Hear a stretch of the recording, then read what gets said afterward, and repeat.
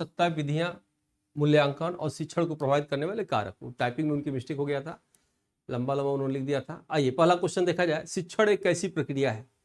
शिक्षण एक कैसी प्रक्रिया, जल्दी सवाल किया जाए। एकांकी, द्विअंगी, त्रिअंगी और चतुष्अंगी। कमेंट में देख रहा हूं क्या आंसर होगा इसमें से। तो जितने लोग का पहले का याद रखिएगा, जॉन डीवी के अनुसार आपको समझाया गया था त्रिआयांगी, या कह सकते हैं इसको त्रिआयामी भी कहा जा सकता है। ठीक है, सी आंसर इसमें से सही है।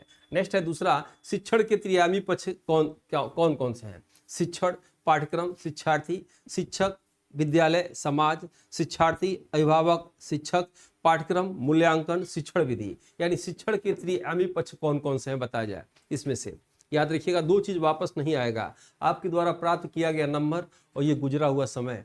इसलिए अब भी समय को सदुपयोग करिएगा, एकदम दूरी बना के बिल्कुल समाज से और जो है पैक हो जाइएगा, सिर्फ पढ़ाई के लिए करिएगा। आंसर जितने लोग का इसमें से ए आ रहा है बिल्कुल इसमें से सही है। दूसरा, स्किनर के अनुसार शिक्षण क्या है?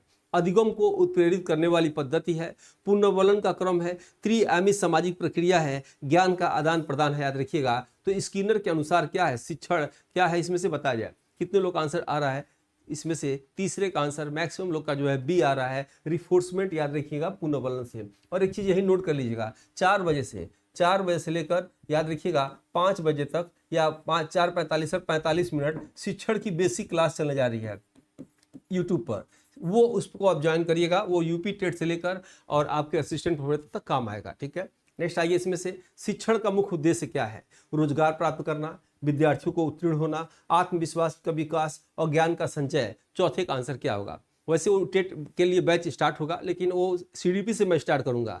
और मैं देखता भी हूँ, शिक्षण दिया है उच्चतर शिक्षा आयोग के लिए, और पूछा जाता है आपके एग्जाम में, बेसिक का ही पूछा जाता है। इसलिए कुछ दिन उसकी क्लास जो है यूट्यूब वाली 45 मिनट की क्लास रहेगी, 4 से 4:45, 40-45 मिनट उसको क्लास करिएगा। ठीक है, चौथे का देखा जाए, जितने लोग आंसर नहीं, चौथे का डी नहीं हो सकता। क्यों? शिक्षण का उद्देश्य क्या है? ज्ञान का संचय करना। शिक्षण का उद्देश्य जो है अपने अंदर आस लाना, और आस जब आएगा तो आत्मविश्वास आएगा, और जब आत्मविश्वास आएगा तो कुछ भी आपके अंदर थोड़ा भी कम ताकत हो तो कोई काम को आराम से कर लेंगे। सी आंसर जितने लोग का आ रहा है बिल्कुल सही है। ब्लूम के शिक्षण उद्देश्यों को वर्णन में कौन सा पक्ष नहीं है? कल भी बताए थे कि ब्लूम को याद रखिएगा, जितने उसके पक्ष दिए जा रहे हैं वो याद रखिएगा। हर पक्ष के जो है 5-6 पॉइंट लिखवाए थे, उसको याद कर लीजिएगा, क्योंकि सीधे सीधे ऐसी शब्दावली पूछी जाती है। यानी ब्लूम के शिक्षण उद्देश्यों के वर्णन में पक्ष नहीं है, ज्ञानात्मक, क्रियात्मक, भावात्मक, आध्यात्मिक। और जीवन में हमेशा इस बात को याद रखिएगा, हमेशा इस चीज को याद रखिएगा, किसी भी चीज में ऐसे ऑप्शन आ जाए, आध्यात्मिक का, राजनीतिक का, आर्थिक का, कोई स्थान नहीं होता। यानी कह सकते हैं क्या, आध्यात्मिक जो है ये नहीं होगा। करके सीखना किस विधि का मूल मंत्र है? करके सीखना किस विधि का मूल मंत्र है? व्याख्यान विधि, प्रयोजन विधि, पाठ्यपुस्तक विधि, निगमन विधि। बताया जाए। करके सीखना बहुत अच्छा है, आपको मालूम है करके सीखना स्टार्टिंग जॉन डीवी ने किया था, बाद में उनके शिष्य किलपैट्रिक ने इसको काफ़ी आगे बढ़ा दिया, और आज जो है लर्निंग बाय डूइंग के नाम से जाना जाता है। तो क्या होगा इसमें से? छठवें का जितने लोग का भी आंसर बी आ रहा होगा, प्रयोजन विधि, याद रखिएगा। नेक्स्ट है, ह्यूरिस्टिक विधि के जनक कौन है? किलपैट्रिक, आर्मस्ट्रांग, अरस्तु, सुकरात। प्रश्नावली विधि कौन है? तो याद रखिएगा सुकरात है। अरस्तु आगमन विधि बताया गया था, और किलपैट्रिक अभी देखे थे प्रयोजन विधि। बचे क्या? ह्यूरिस्टिक विधि या खोज विधि के जनक हैं आर्मस्ट्रांग है, याद रखिएगा।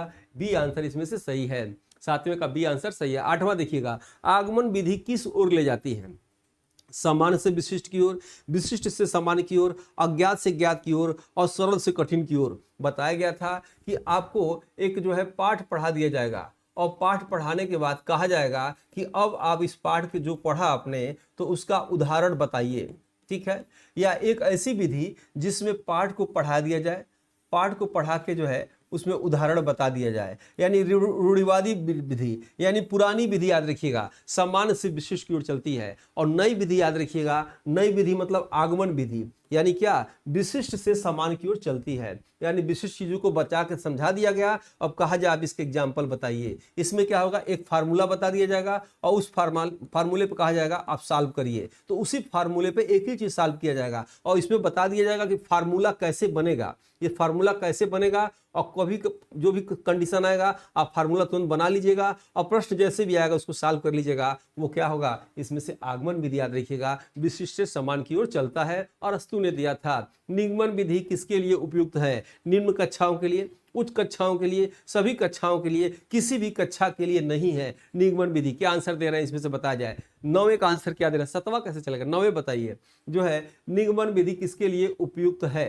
ठीक है, 9वें का आंसर बताया जाए तो निगमन विधि किसके लिए है, तो याद रखिएगा निगमन विधि जो है उच्च कक्षाओं के लिए है, आप लोग के लिए है, लेकिन शिक्षण में उच्च निम्न की बात नहीं है। खूब प्रश्न आते हैं और जो है आपकी समस्या बता दिया जाए, जैसे कहा जाता है लर्निंग बाय डूइंग, समस्या बता के और आपसे ही हल निकलवाया जाए, वो क्या होता है, निम्न कक्षाओं के लिए बेटर होता है। प्रयोजन विधि किस सिद्धांत पे आधारित है? करके सीखना, रट के सीखना, देखकर सीखना, सुनकर सीखना। 10वें का आंसर बताइए, बहुत अच्छा प्रश्न है और अभी आप इसको हल किए हैं। 10वें का आंसर जितने लोग का इसमें से ए आ रहा होगा, करके सीखना, लर्निंग बाय डूइंग जो है सही है। किसी बच्चे को बताया जाए कि यह जमीन है, जमीन को जो है इसमें पौधे लगाने के लिए मिट्टी को पलटना चाहिए, धूप दिखाना चाहिए, फिर ऐसे करना चाहिए, उसको एक बार बता के जमीन दे दिया जाए, कहा जो हम बताए हैं उस हिसाब से इसको सॉल्व करो, तो लर्निंग बाय डूइंग से जल्दी सीखेगा।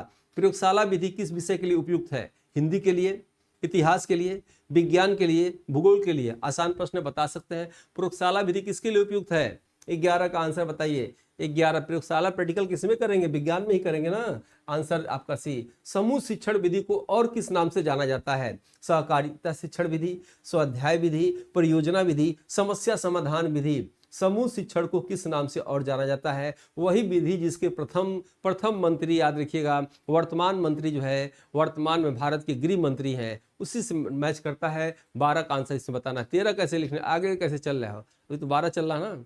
इससे 12 आंसर क्या होगा इसमें से? जितने लोग का भी इसमें से 12 का ए आंसर आ रहा होगा सही है। सी कैसे दे रहे हैं? समूह शिक्षण विधि बताए थे कि अगर हम जनसंख्या पे पढ़ा रहे हैं तो मैं भारत की जनसंख्या के विषय में बोल रहा हूँ। एक और टीचर से मैं पहले से डील कर लिया हूँ कि सर आप भी आइएगा और आप उत्तर प्रदेश की जनसंख्या के विषय में बताइएगा।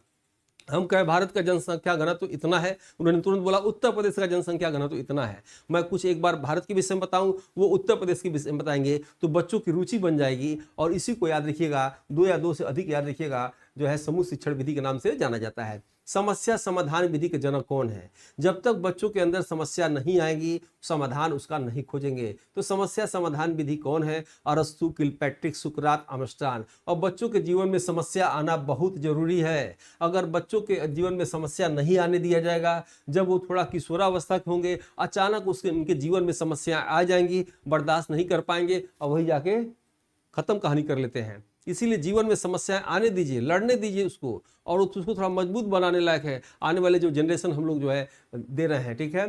तो क्या होगा? 13 का आंसर इसमें से जितने लोग का भी सी आंसर आ रहा होगा, यानी समस्या समाधान विधि, प्रश्नावली विधि, याद रखिएगा कौन? सुकरात है। ठीक है, नेक्स्ट है अविक्रमित अध्ययन विधि के जनक कौन है? बताए थे, तीनों बताए थे, आप सीधे रट जाइएगा, वहीं से काम चल जाएगा। अविक्रमित अध्ययन विधि के जनक कौन है? स्किनर, क्राउडर, गिलबर्ट, उपरोक्त सभी। अब बताया जाए इसमें से 14 का आंसर देखा जाए कितने लोग का आंसर आ रहा है। 14 का ए आ रहा है। ए होता तब जब आप नीचे ठीक से नहीं पढ़ते तब। अब बताइए इसमें से 14 का आंसर देखा जाए, जितने लोग का इसमें से 14 का आंसर ए आ रहा है, सीधी सी बात गलत उनका आंसर है। ए नहीं होगा, ए भी होगा, लेकिन ए के साथ भी आंसर है। ए के साथ जो है क्राउडर, गिलबर्ट भी है, उपरोक्त सभी आंसर होगा। और भूमिका निर्वहन तकनीकी किस विधि पर आधारित है? अभिनय पर, गायन पे, वादक पर, नृत्य पे। याद रखिएगा, अगर कोई टीचर, याद रखिएगा, अगर मान लीजिए मैं ही आपको ऐसे पढ़ाऊं, ऐसे आ गया और बोलता रहूं, पढ़ाता रहूं, लिखता रहूं, तो क्या कैसा लगेगा आपको? अच्छा नहीं लगेगा। सर ऐसे खड़े हैं, इसी चीज को मैं हाथों से बोल के या समझा के दिखा के बोल रहा हूँ, ये क्या है? ये अभिनय कर रहा हूँ। याद रखिएगा, यानी अभिनय के माध्यम से बच्चों को ठीक से समझ में आता है। यानी कह सकते हैं भूमिका निर्वहन विधि क्या है? अभिनय विधि। एक्टिंग के माध्यम से आवाज को कम अधिक करना, बड़ा मोटा करना, एक्साइटमेंट लाना, ये सब क्या है? अभिनय विधि है।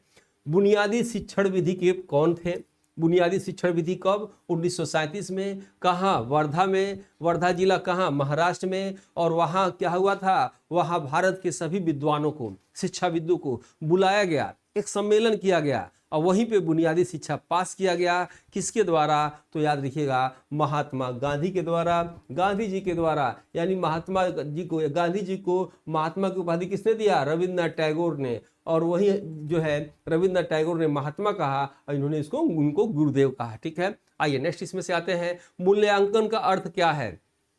केवल परीक्षा देना, मूल्य का आकलन करना, ज्ञान की जांच करना, उपलब्धि का मापन करना, जैसे कुछ लोग जाते हैं कॉपी जांचने, पेमेंट मिलता है, आप जानते होंगे। प्राइवेट लोग भी जो लोग उतनी डिग्री रखते हैं तो कहते हैं जा रहे हैं मूल्यांकन करने, या विद्यालय में अभी मूल्यांकन का काम चल रहा है इसीलिए व्यस्तता है, अभी पढ़ाई नहीं हो रही है, तो भाई मूल्यांकन काम अब कम कर दीजिए क्योंकि अब एग्जाम डेट आ गया है, अब पढ़ाई करिए। तो क्या होगा इसमें से, किसी के मूल्यों का आकलन करना जो है क्या मूल्यांकन कहलाता है। कोठारी कमीशन के अनुसार मूल्यांकन क्या है, देखिए आ गया, वहाँ परिभाषा लिखा हुआ था, जो खास खास जो है हम भी करके जो है आए हैं अभी। अच्छा ठीक है, कोई बात नहीं, ठीक है। मूल्य का आकलन करना, कोठारी कमीशन के अनुसार मूल्यांकन क्या है, एक अनवरत प्रक्रिया है, एक बार की प्रक्रिया है, शिक्षा का अंतिम चरण है, शिक्षा का प्रारंभिक चरण है। 18 का आंसर बताया जाए क्या होगा। यानी कोठारी कमीशन कहता है कि मूल्यांकन एक अनवरत प्रक्रिया, याद रखिएगा ये क्या है, कंटिन्यूअस प्रोसेस है, ये जीवन भर चलता रहता है। नेक्स्ट आइए, मूल्यांकन का उद्देश्य क्या है, विद्यार्थियों को दंड देना, विद्यार्थियों का वर्गीकरण करना, शिक्षकों की क्षमता का आकलन करना, विद्यालय की प्रगति का मापन करना। दो में से आंसर, दो जगह आपका दिमाग आके रुक जाएगा। अब बताइए 19 का आंसर क्या होगा। 19 का आंसर ए और बी आपका आने लगा, सी भी आने लगा, डी भी आने लगा। 19 का आंसर बताया जाए क्या होगा। 19 का आंसर, 19 का आंसर सही नहीं आ रहा, कुछ लोग का सही आ रहा। 19 का आंसर जितने लोग का भी सी आ रहा है गलत है, याद रखिएगा। 19 का आंसर जितने लोग का बी आ रहा है, आप क्या है, बाल केंद्रित शिक्षा दे रहे हैं ना, पूरा फोकस किस पे है, बालकों के ऊपर है। यानी विद्यार्थियों का वर्गीकरण करना मूल्यांकन के जो है मुख्य उद्देश्य होता है। अगर ये भी है तो ये भी होगा, याद रखिएगा, ऐसा नहीं है।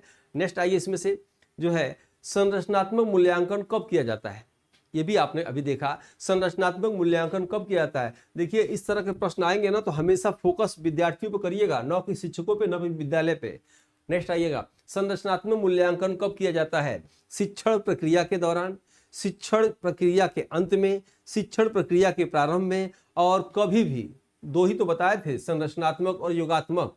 यानी वार्षिक परीक्षा दे देंगे तो कौन सा, योगात्मक, और जो है उसके पहले जो त्रैमासिक देंगे, वह अर्धवार्षिक देंगे, या मंथली जो टेस्ट देंगे वो क्या हो जाएगा, संरचनात्मक। तो किसी प्रक्रिया के दौरान, जो process during the teaching process, उस प्रोसेस के दौरान, याद रखिएगा, संरचनात्मक मूल्यांकन कहलाता है। योगात्मक मूल्यांकन को और किस नाम से जाना जाता है, योगात्मक मूल्यांकन को और किस नाम से, तो संरचनात्मक मूल्यांकन के नाम से, अंतिम मूल्यांकन के नाम से, निरंतर मूल्यांकन के नाम से, उपचारात्मक मूल्यांकन के नाम से। 21 का आंसर बताया जाए क्या होगा। 21 का आंसर, यानी किताबें छप गई तो छपने के बाद अच्छा बुरा कुछ भी होगा, सुधार नहीं कर सकते हैं, छपने से पहले कोई कंटेंट घटा बढ़ा सकते हैं, जोड़ सकते हैं, याद रखिएगा। तो इसमें से 21 का आंसर जितने लोग का भी बी आ रहा होगा बिल्कुल सही है, इसे ही अंतिम मूल्यांकन कहा जाता है। निदानात्मक मूल्यांकन का उद्देश्य क्या है, डॉक्टर पर्ची वाली जो बताए थे कहानी, उसी से आंसर निकाल सकते हैं। समस्याओं का पता लगाना, समस्याओं का समाधान करना, सब उपलब्धि का मापन करना, विद्यार्थियों को प्रोत्साहित करना।